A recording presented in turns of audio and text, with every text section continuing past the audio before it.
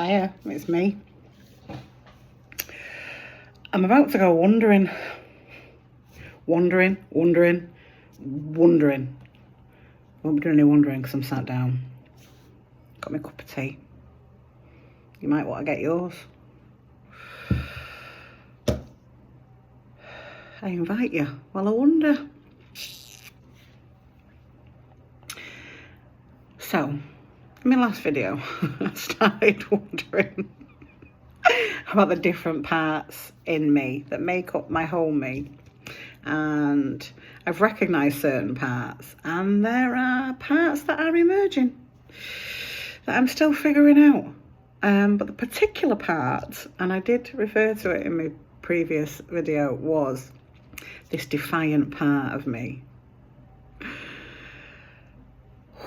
And I've been exploring it a bit more in a way that I never have done before. And I want to wonder about it. So, I have been trying to be more curious about my defiance. I tend to only notice it when it's big, almost like I don't notice when it arrives because it's really subtle, but I notice it when it's like fire from my feet right up into my head.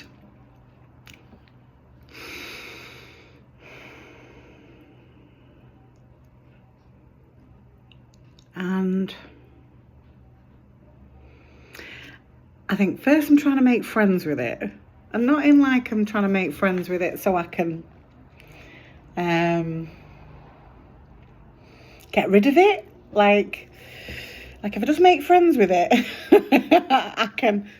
we can part company. I guess I just want to know it. Know what it's serving, what it might be protecting. And ultimately carving that bit of space that means I can respond from or with it rather than react. And I think to do that, I've got to try and see it when it arrives rather than when it is a force. And it does feel like a force. It feels like a really physical sensation. It literally, it starts in the bottom of my feet and it's like a fire. It whooshes through me. And up until now, I haven't found it frightening, but I could imagine someone being on the other side of it might notice it and possibly be afraid of it.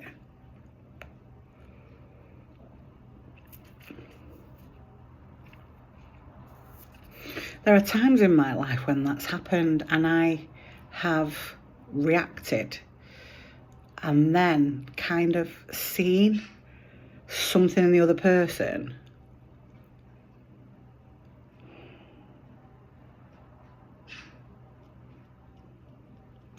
that leaves me feeling a certain way, and it is very rarely good.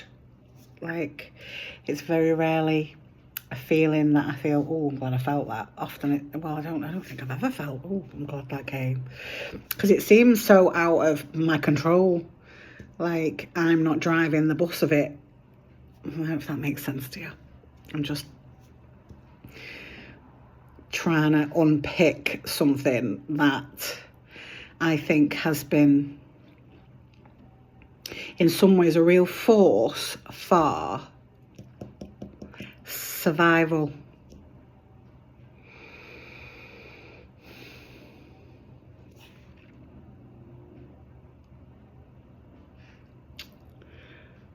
And I think I'd rather, if I can try, spot it sooner.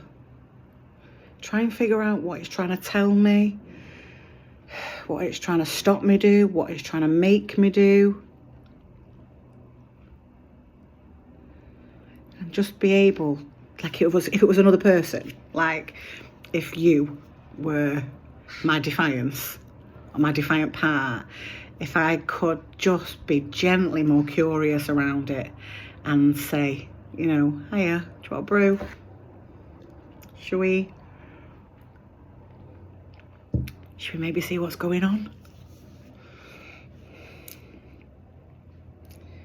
And welcome it like a friend rather than something that I am trying to like shame away.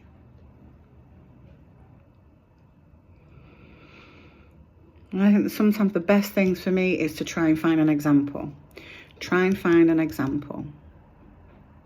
And I guess the freshest example is ultimately the example, the situation that has ultimately brought me to the decision to not reopen the tea room, to stop fighting. That's the freshest example I can think of, and it might not be the best example. We'll go with it for now. And so I was away last week with 3 of the most amazing women.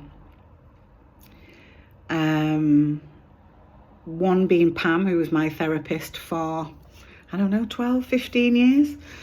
Back when I got into therapy, when I'd lost my mum and Lilia, I got into therapy.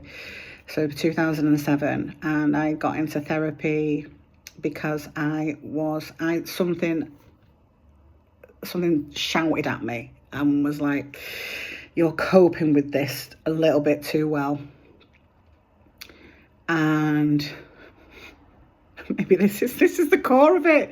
And then we're going digging before whatever it is comes and gets me, blindsides me. I guess that's the sense I've made of it. I didn't know it then. What I told myself then was, you're coping too well. This feels like it needs some expertise. And I was working for Pret a Manger at the time, and what a wonderful company it was back then. Wow.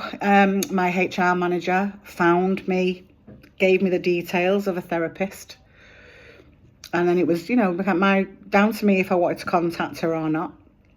And I did. And I went and met her. I don't really remember my first session, but anyway, we had sessions. I think, God, Pret paid for so many sessions, way more than I think I've known any other employer to pay for. Kind of besides the point, but it's part of the story, so it gets to stay. And then I get into therapy, and none of my therapy ends up being about my mum or losing Lilia. It ends up being centered around my relationships with other people. I didn't know it then, but I kind of know it now. The relationship I'm in with myself. And I think it is, just saying it out loud now, shit, my defiance kept me going back to therapy when I'm sure a lot of people would have tapped right out. And it was like,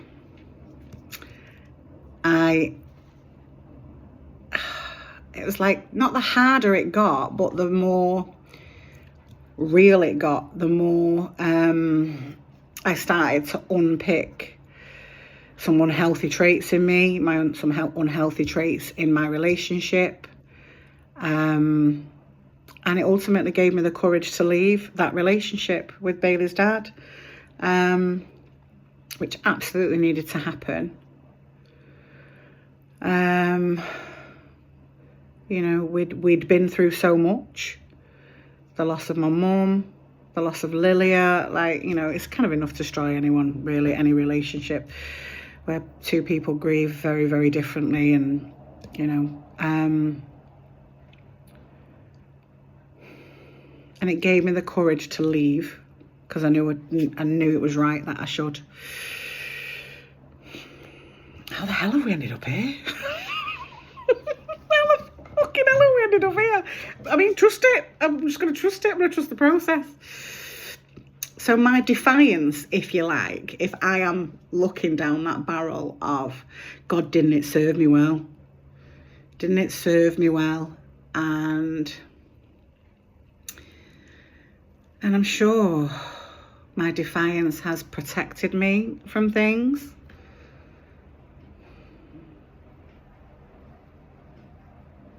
And anyway, I guess back to now. So last week I was with Pam. God, I went right off on a tangent then, didn't I? Right. So I was back with Pam and Linda and Sally, and my friend Julie was meant to be there, but she couldn't make it. And we are all, I don't know if everyone is a therapist, but they work therapeutically. Julie's a therapist, Sally is, Pam is. I think Linda has been, but she's worked therapeutically with kids for a huge chunk of her life. And we're just kind of that way inclined, exploratory, and way back when I was very, very, very lucky and privileged to be invited into a group that they were part of that was like a personal development group. Oh my God, it was life-changing. So you'll have to forgive me. I'm going all over the place, but this is unraveling now. I'm not coming to you with, I've got a solution. Anyone tells you, comes to you and says they've got solutions, thank them kindly and carry on walking.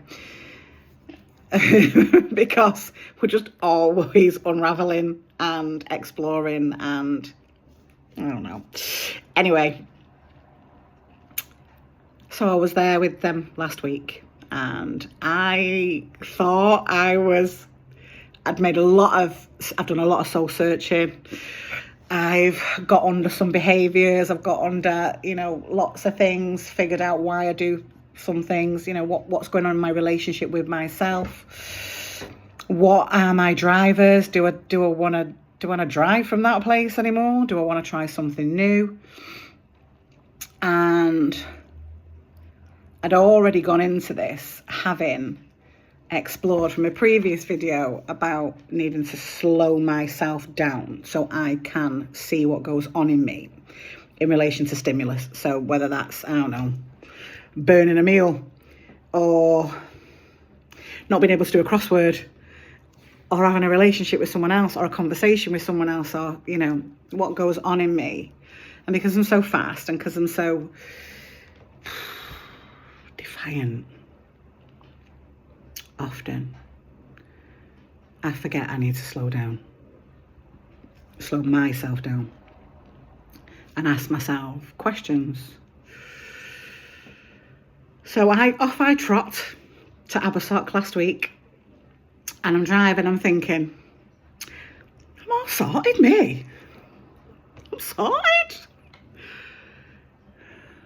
I was not sorted. And that kind of came about when those wonderful women tried to gently ask questions about, I guess because I kept flip-flopping around with the tea room and, I was explaining where I'm at with all of it and the interactions I was having around it and all of that. And I think convincing myself, it didn't seem to be convincing them. It's fucking horrible sometimes when you're seeing and you're not prepared. When someone sees something in you that you're not really aware of. For me, at least, it can be really, really jarring and terrifying. And when they are holding up something, and these are women that are rooting for me, they love me. Yet hearing them ask questions or be curious about my defensiveness or whatever's going on, I remember being sat there almost like I'd gone offline. Like, shit, these women can see something I can't. And it's so fast, I shame myself. And I feel like I've got something wrong. They've seen something I can't see, which paradoxically is kind of what we need. We kind of need someone on the outside to go, this isn't making much sense to me. But in that moment, I was convinced they were wrong. I was right. I just needed to explain it better. Then they'd get it. And kind of this process went on for quite a long time. And then a bit later at night, that night, I don't know how, we were working on something. In fact, no, God, we were sat around the table having dinner. And I had labelled this part of me, this very rapid part of me, like a squirrel. Bear with me, I'm sure it'll make sense, and I'm sorry if it doesn't. A squirrel, Linda was like, I don't like that you're calling this part of yourself a squirrel a feral. And and I'm telling them, I'm not defiant. You know, there's nothing to see here. Fucking back off. I didn't say that, but that's kind of what I wanted to say. But because Linda come at me around this squirrel thing, she kept saying, no, I think you need to change its name. And I'm like, well, I'm not. This is what it is so far. And then I kept saying it again, like, not to be antagonistic, to try and explain. I'm still trying to get them to understand something.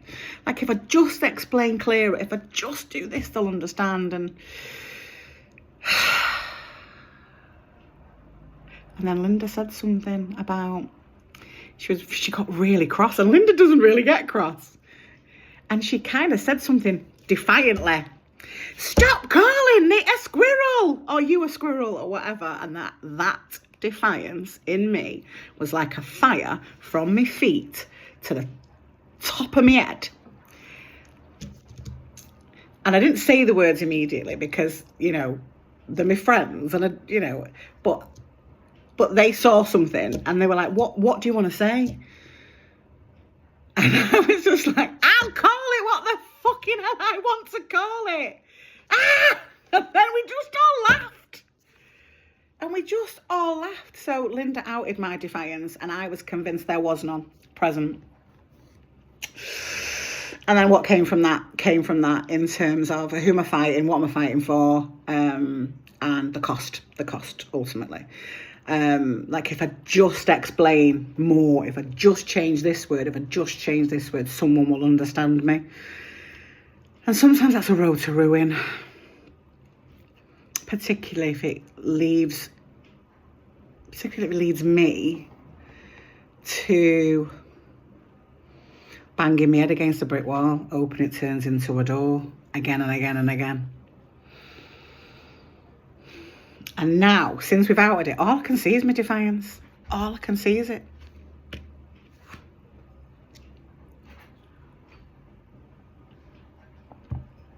Until next time.